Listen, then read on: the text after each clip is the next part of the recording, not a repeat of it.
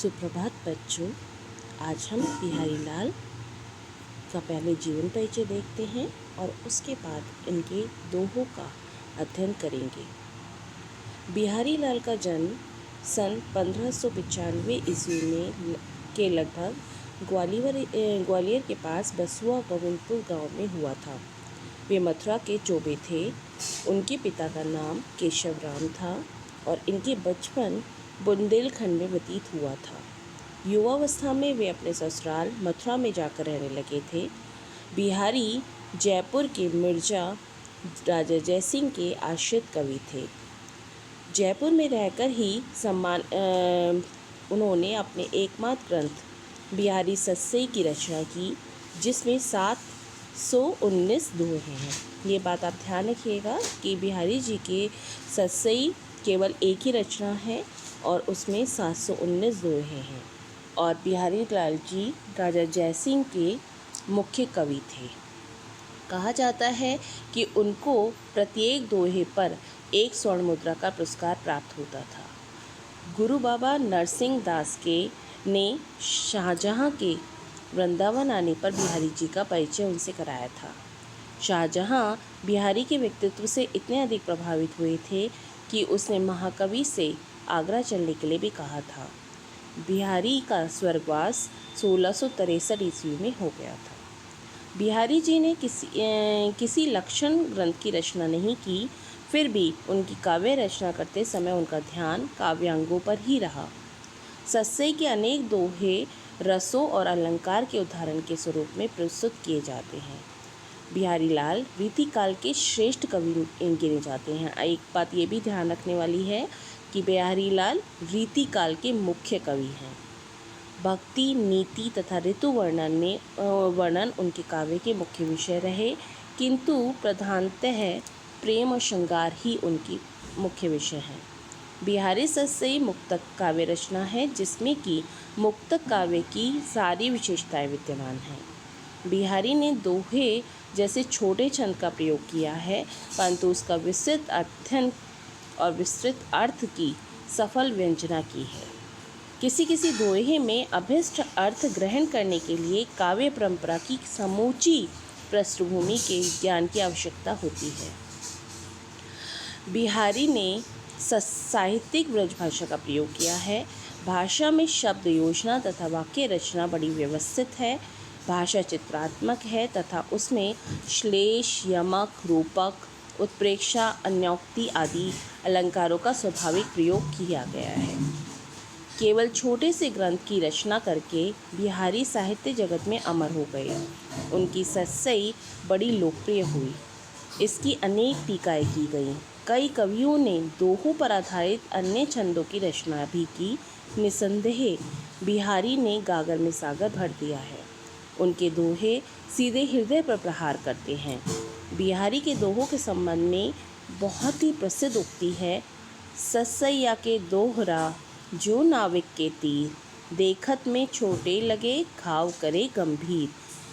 इस प्रकार बिहारी लाल रीतिकाल के प्रमुख कवि हैं और उनके लिए ये भी कहा जाता है कि उन्होंने अपने दोहों में गागर में सागर भर दिया है, अर्थात छोटे से दोहे में उनके बहुत विस्तृत अर्थ की प्राप्ति हो जाती है। आगे अब हम बिहारी लाल के पद के विषय पढ़ेंगे।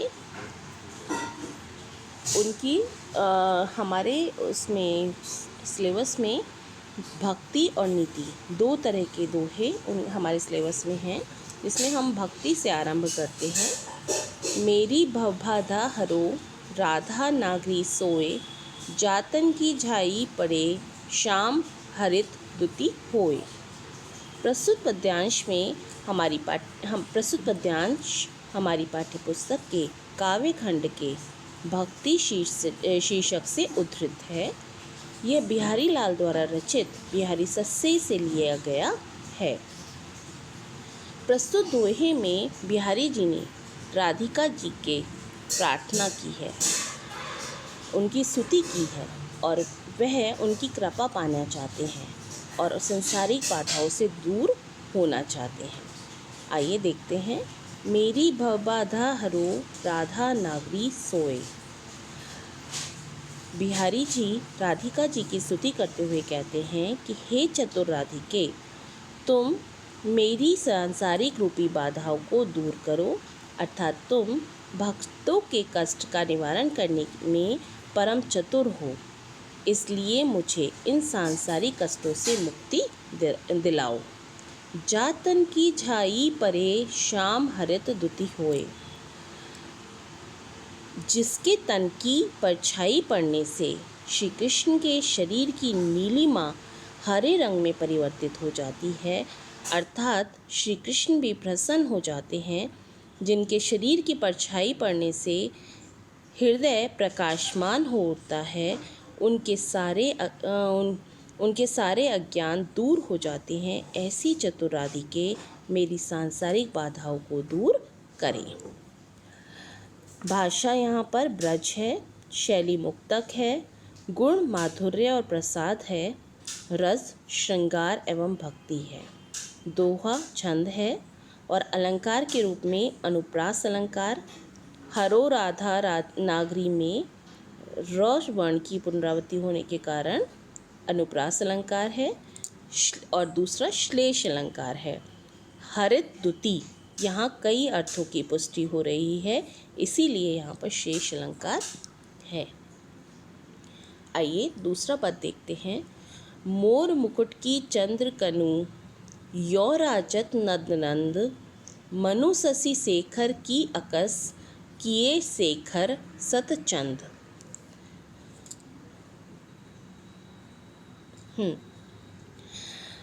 प्रस्तुत दोहे में बिहारी जी ने श्री कृष्ण के सिर पर विराजमान मोर मुकुट का बड़ा ही सुंदर चित्रण किया है। मोर मुकुट की चंद्रकनी, श्री कृष्ण के मस्तक पर मोर का मुकुट अत्यधिक सुशोभित हो रहा है। उन मोर पंखों के बीच में बनी हुई सुनहरी चंद्राकार चंद्रिकाएं देखकर ऐसा लगता है मानो शंकर जी से तुलना करने के लिए उन्हें मस्तक पर सैकड़ों चंद्र धारण कर लिए हों।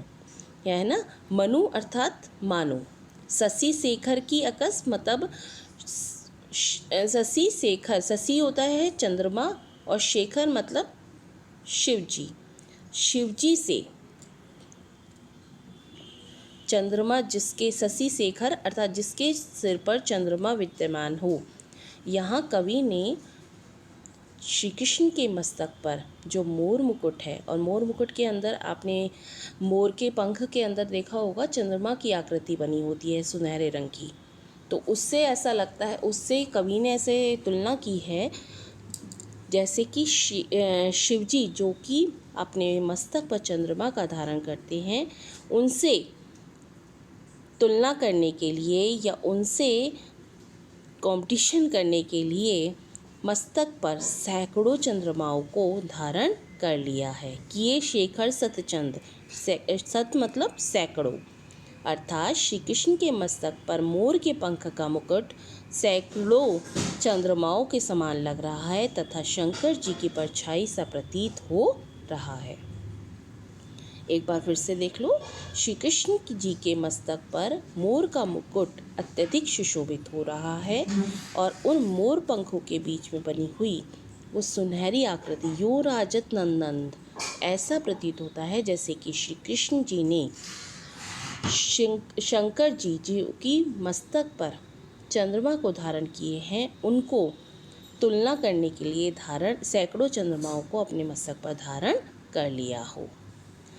यहाँ मोर मुकुट और शशि शेखर में म तथा स वर्ण की पुनरावृत्ति होने के कारण अनुप्रास अलंकार है, और मनु जैसे मैंने आपको बताया था जहाँ पर मनु जनु इत्यादि हो वहाँ उत्प्रेक्षा अलंकार होता है, अर्थात यहाँ पर सैकड़ों चंद्रमाओं से मोर पंख के मुकुट की तुलना की गई है, इसलिए यहाँ पर उत्प्रेक्षा अलंकार है। भाषा ब्रज, शैली मुक्तक, गुण माधुर्य, श्रृंगार रस और छंद दोहा है। आइए एक और पद देखते हैं। सोहत ओढ़े पीत पटु श्याम सरोरे गात, मनो नीलमणि शैल पर आतप परिह प्रभात। प्रस्तुत दोहे में पीले वस्त्र पहने हुए श्री कृष्ण के सौंदर्य का बड़ा ही सुंदर मनोहारी चित्रण किया गया है और हम इस पद को उत्प्रेक्षा अलंकार के उदाहरण के स्वरूप भी बहुत बार याद भी करते हैं। देखिए, सोहत ओढ़े पीत पटु श्याम सलोने गात। बिहारी जी कहते हैं कि श्री कृष्ण जी के सांवले सलोने शरीर पर पीले रंग के वस्त्र ऐसे प्रतीत हो रहे हैं मनो नीलमणि शैल पर आतप परियो प्रभात, मानो नीलमणि के पर्वत पर या नीले पर्वत पर सुबह सुबह के सूर्य की पीली किरणें पड़ रही हों। अर्थात श्री कृष्ण जो पीले रंग के वस्त्र अपने शरीर पर धारण किए हैं वे नीलमणि पर्वत के समान हैं प्रतीत हो रहे हैं और नीलमणि पर्वत पर पड़ने वाली सूर्य की पीली किरणों के समान प्रतीत हो रहे हैं। अर्थात उनका सौंदर्य उन पीले वस्त्रों में अवर्णनीय है, जिसकी तुलना कवि ऐसा प्रतीत हो रहा है जैसे कि सूर्य की सुंदर प्रभात की किरणें नीलमणि के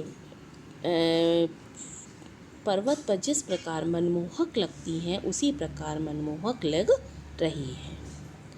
यहाँ अनुप्रास अलंकार पीत पटु श्याम सरोने पर्यो प्रभात इनमें क्रमशः प स और प वर्ण की पुनरावृत्ति होने के कारण अनुप्रास अलंकार है। और मनो नीलमणि शैल पर, जैसे कि मैंने आपको अलंकार के अंतर्गत भी बताया था कि यह उत्प्रेक्षा अलंकार का बड़ा ही अद्भुत उदाहरण है और जिसे हम याद भी करते हैं। बहुत ही सुंदर उदाहरण उत्प्रेक्षा अलंकार का है। भाषा ब्रज, शैली मुक्तक, गुण माधुर्य, रस श्रृंगार और भक्ति और छंद दोहा है। आज हम इन तीन ही पदों का अध्ययन करेंगे। आप इन्हें पढ़ें, बार बार पढ़ें और अपनी उत्तर पुस्तिका में भी इसकी व्याख्या इसी प्रकार लिखने का प्रयास करें। धन्यवाद।